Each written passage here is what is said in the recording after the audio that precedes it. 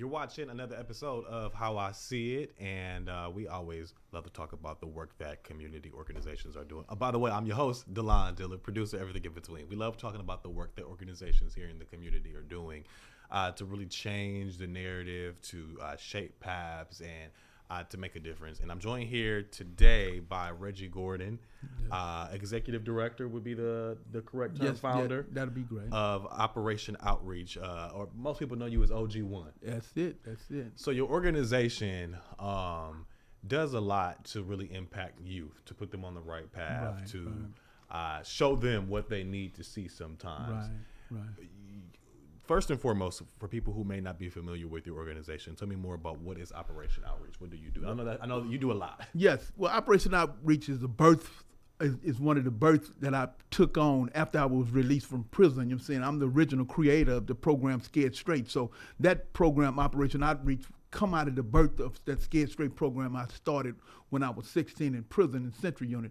I started a program in Central Unit in 1983 called Scared Straight, which went all over the world. And once I did that program in prison for like 15 years, touched thousands and thousands of children, put it on different other units around the state of Texas, trained inmates on how to do it on their unit.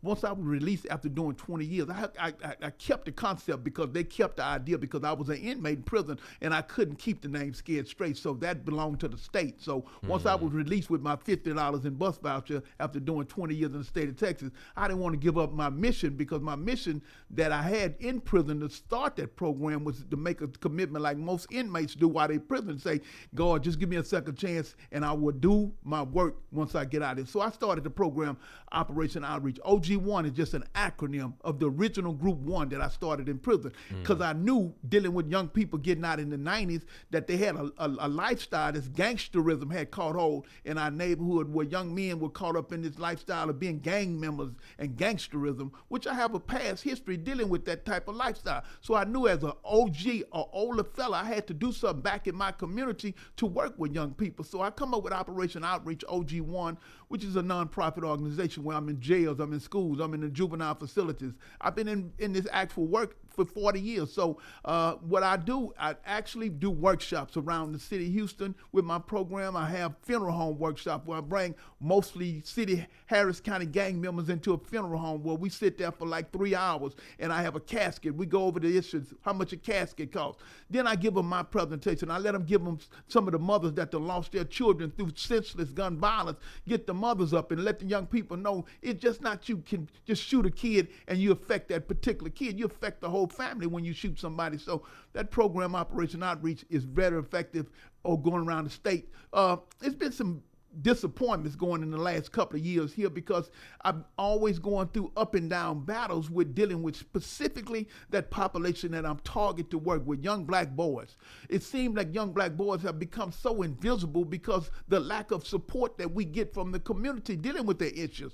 I was one of those young black boys that I've always said that I went to prison because I had a reading disorder. A reading disorder that because I come from a family that my mother and my father wasn't connected with education. But nobody ever had the gall to ask me when I was in elementary school through middle school, what's the matter, Mr. Gordon? How you doing?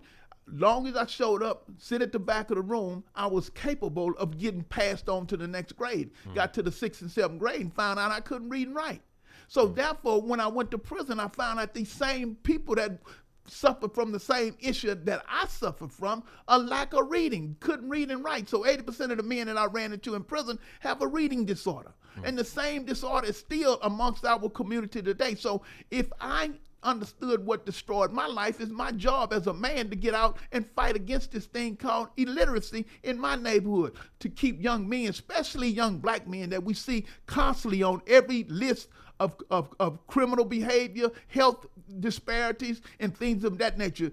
Going to the juvenile detention centers, I was actually this past week, I was at one of the worst juvenile detention centers here in the state of Texas, giving back, teaching young men that hope can be alive if you apply it to your life. But you have to do what I did to save my own life. History saved my life. And I tell young men that history saved my life because it gave me the privilege to look back in my life to find out what happened to my father. and what happened to his father. And I found out the traits of my grandfather, my father, was some of the same traits in me, the trauma that was never treated. And the trauma that was never treated, they passed it through my father, and my father passed it through for me, and I didn't have the proper help to know how to deal with my internal pains. So I walked around like most black men in a society with a mask on my face, didn't know how to deal with my feelings, and taking all my anger, my frustration out on people that looked like me, because the person that I hated the most was myself. So with your organization, you treat, and I guess I'll use the term treat because a part of it is a treatment, yes, too. Yes. You bring these youth into sometimes jails, to Right. funeral homes, and show them, hey, if you go down this path, Yes. this is where you end up. And we were talking that the show Scared Straight, Right. Beyond Scared Straight, really came from all of this, where Yes. you can show youth, Right. if you keep doing what you're doing, this is what will happen to you. Right. I believe experience is the best teacher in the world. And I believe hands-on, physically, because in the last 40 years of me doing this work, I've had some powerful feedbacks, not only from the parents, but from the young people that then went through and seen these certain things on consequence actions. Your actions have consequences to it. And we have to let children know you can't do it in what's going on in the social media atmosphere. You can talk all kind of gangsterism over social media, but when you're actually in the physical presence of seeing things, hearing the stories of young men that survived, some of them didn't survive. So we want young people to physically see what the consequences of their actions when they involved in this kind of criminal lifestyle. So me as a living example, you know what I'm saying, I survived it. You know what I'm saying? I talk about my teeth being kicked out. I talk about me being stabbed 3 times. I show these issues. I show the pictures that can reinforce what I'm talking to you about. And young people gravitate to it. So my job as a facilitator in doing this kind of program is to get our young people to ask questions. And one thing I know, dealing with black boys, we're quick to hold back our issues and our feelings. And I just wanted to know that we have to get to the root cause of what's causing our young people to invest in violence. And we know what it is. We just don't want to deal with the problem, because to open them up, you got to know how to put them back together, and you have to be skillfully ready to deal with black boys once you get into their real deep feelings. Because some of the young men that I deal with in my anger management class, if you just talk about where's your daddy at in your life, that can trigger something in them to where they be ready to fight, they be ready to tear something up, because they don't want to deal with that pain. We have to deal with the pain of our children. Yeah. Your story, because you said oftentimes a lived experience can help someone who's living it now, essentially. What was your experience? I mean, you were in jail, what, 19 years? 19 years, 9 months. Tell me about that and how that formed this today. Well, and I look back at my life as a juvenile. I was certified as a juvenile, 16 years old. I was at a young age caught up once I quit school, I got caught up with what you call a gang-related group of men in the south side of Houston at that young age, because those are the people, when I refused to deal with schoolwork, they were the people that thought like me, act like me, and made me feel comfortable with the life that I got caught up in. Even though I had a loving mother that did her best, like most young men have mothers that do their best to try to save their young men from these institutions and prisons, my mother did her best, but she couldn't save me from the power of trying to fit in with weak peer pressure. Peer pressure had a much more stronger hold on me than my mother's love for me. So the people that I was surrounded by convinced me that this lifestyle was much easier than to get involved in school. So at 16, I was certified as an adult. I was sent to prison on 4 people we robbed. I got busted robbing 4 people, and the judge at that time in the late 70s was going to use me as a juvenile to set an example back to the community with robbery. They said we would not tolerate robbery. They gave me 4 50-year sentences for each one of the people they gave me. It was 4 people. They gave me 50 years for all 4 of those people. So wow. I was given 200 years to be sent back out and serve at TDC. So that was very devastating, not only to me, it was devastating to my family. So, and then I was sent to one of the most harshest prison systems at a young age, to pick cotton, to run in their fields, to deal with a cell block in 110-degree weather outside, and it's 140 in the cell block. So those are some of the things that I had to overcome as a young man going through my struggles and difficulty. So your program today, you have touched hundreds of thousands of youth. Yes.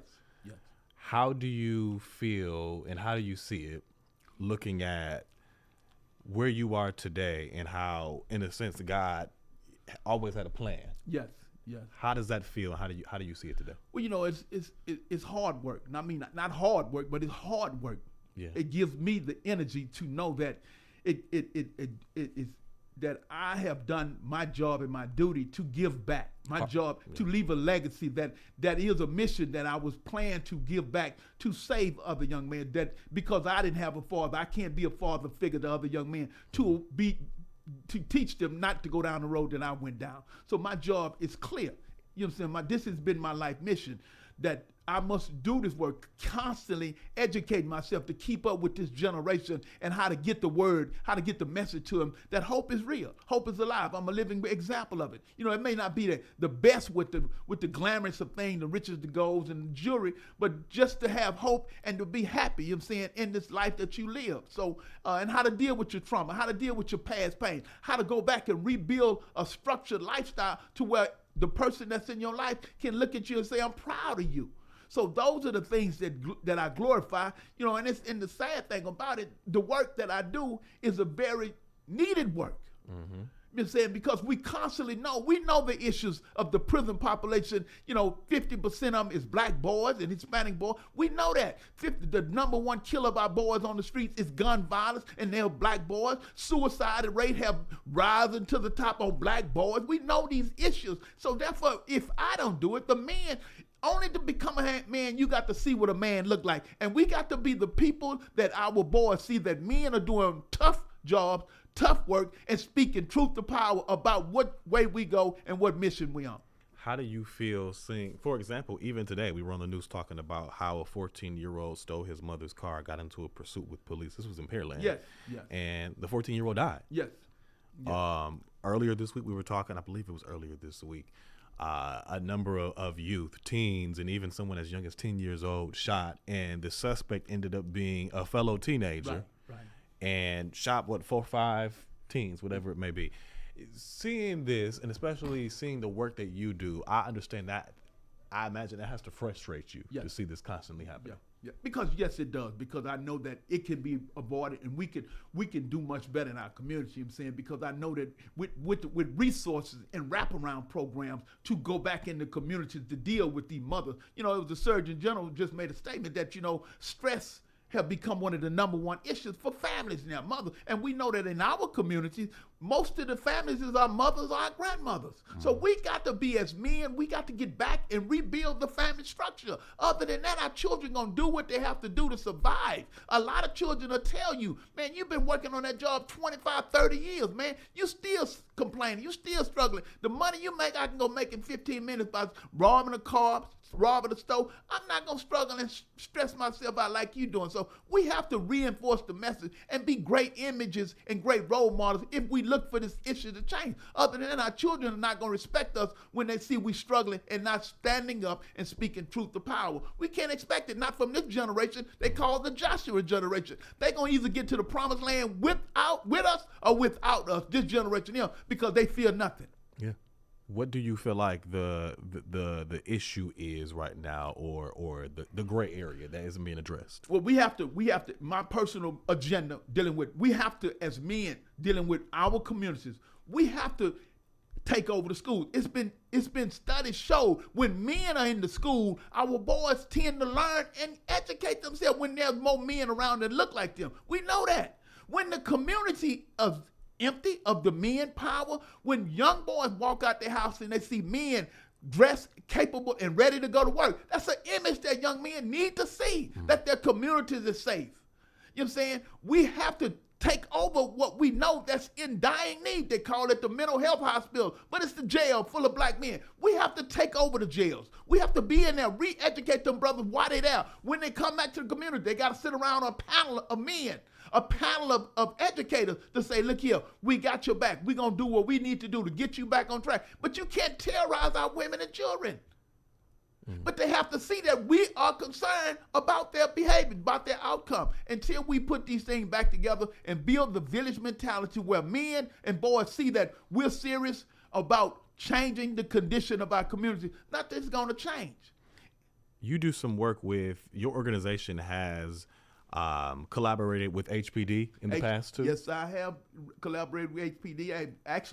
I've been blessed through Chief Troy Fenner, to use the building on Reed Road, the old police substation. I've been blessed to use that old police substation to do recovery coach training, working with the brothers getting out of jail so they can get their hours, their state certified hours, to do community service work back in their own community, reattaching brothers back to the community. You know what I'm saying? We know that in recovery, we deal with what's called the 4 C's: health, home, housing, and community. We have to get those areas back in place. Health means I got to be healthy in doing the work with myself to make sure my community's health. I have to build a stable home and a stable community so I can feel safe in it. So we're training these brothers how to build back those 4 senses in their own community. Once they get certified a state license, they can continue to do the work that we're doing, going back, giving back to the community, going to schools, going into jails. We got to be our own saviors in our community, because I tell young brothers, nobody's coming to save us but us. We got to be the ones that we look at and say, I love you, and we going to save each other. So that's where I'm at with that, brother. How do you feel seeing all of your work that has culminated? You've touched a lot of people. Your work has gone national at this point. Does that feel good? That feel good in a way, but I see that I know that tough love in the world that we live in. Tough love saved a lot of people. And a lot of times we living in a world right now where tough love seems to be, in a lot of people's eyes, abusive. You know what I'm saying? We have to have young people that we know that's the life that they live is a draw to being tough. Most of your football, most of your basketball game, but we're teaching them in a world that this world is competitive. You got to be tough. It's a war out here for the job market. It's a war out here going to school. And you got to be hungry in this war if you want to win. So to be tough love and dealing with young people, I don't feel I have no regrets of being tough love. But we living in a world right now, everybody going around, we want to soften it down, we want to water it down, instead of giving young men the skill that you're going to need to be tough in this world if you're going to survive. Most superstar athletes do extra work, overtime work, when everybody else is asleep. And we got to teach our young people, we got to be up early and leave late if we want to win and move forward. Yeah. So I don't have no regrets about being tough on our young people. You know what I'm saying? Not abusive, but tough. That's what it takes. Exactly. So that's why I'm at dealing with young people across the country. So I'm really frustrated that when we doing the work out here, a lot of people become you're doing the work, but you got to love the work to do the work. And a lot of people are doing the work and not loving what they're doing. So you can't lead the people if you don't love them. And a lot of people getting involved with this kind of juvenile work, and they're not loving the children. And our children know they're not loving. So they become money hungry and dealing with this work instead of doing the work and saving our young people. How do people get in contact with you? Just say someone has a child or someone wants to volunteer with you. How can they reach out to you and get in contact? What they first can do, they can email me. My email is Gordon, Gordon, OG1 @yahoo.com. They can email me that, or they can call me actually at my company number. My number is 832-657-2513. I'm going to say that again, 832-657-2513. You don't have to. Everybody can't do this work. So when you know people that's capable of doing the work, capable of working with our kids, we all have to have 10 toes down in this war we in. We're in a war. And if we're going to save our children from this war we in, you don't have to do the work. Just support the ones that's on the front line doing the work. Yeah. It takes a village. It takes a village, and it's going to take all of us if we're going to move this next generation forward and ahead. You know what I'm saying? So that's where I'm at in dealing with our young people. I appreciate you, and I admire the well-needed, because as you said, the work you're doing is needed. Yes, sir. And not too many people are doing it. And not too many people are doing it with love. Thank you, bro. And doing it with the experience that you have behind you, because you've lived it. Exactly. So I appreciate you being here, and like I said, I admire the work that you're doing, and I'm hoping that more people see this, and if they know someone that needs help, or want to help themselves, they step in. Exactly. When men stand up, our boys will sit back down. That is very true. Exactly. All right, appreciate you. Thank you, brother. And I appreciate you watching us. We'll see you next time. Peace. You see, that's faith. Believe, that's all you need. Can't sleep, but I dream. I see.